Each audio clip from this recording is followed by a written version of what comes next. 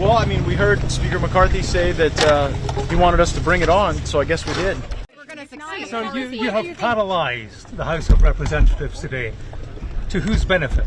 People have called you a narcissist. People say that it's to your benefit alone. Is it to the benefit of you and to Donald Trump?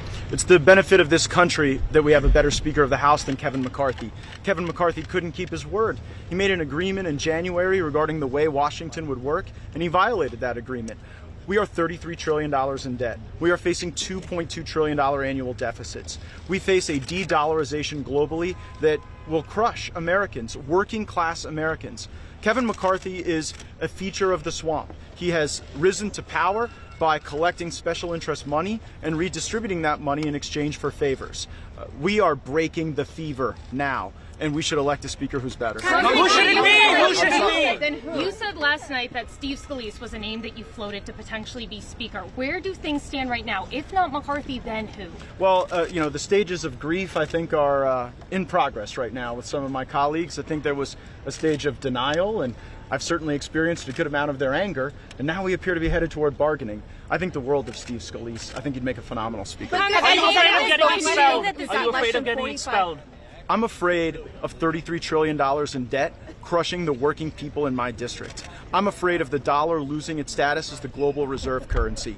If they want to expel me, let me know when they have the vote. Has anyone talked about that with you? 45 days left before we. Sorry, go ahead. We've got less than 45 days left before you have to pass a budget, which is something that you've been wanting to do.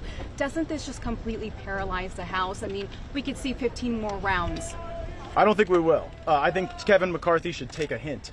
After 15 ballots to become speaker, after 8 months of a failed speakership, and after removal in this historic manner, I think we should move on and find somebody else. What's paralyzed the House of Representatives has been the failure of Speaker McCarthy. What paralyzed the House of Representatives was not taking up appropriations bills. We left for a 6-week vacation while the appropriations process hung in the balance. And because I forced these people to take a few votes, you think I'm paralyzing the House of Representatives? I think the House of Representatives has been paralyzed for the last several decades as we've refused to pass a budget and as we've governed by continuing resolution and omnibus bill. So I think that this represents the ripping off of the Band-Aid, and that's what we need to do to get back on track.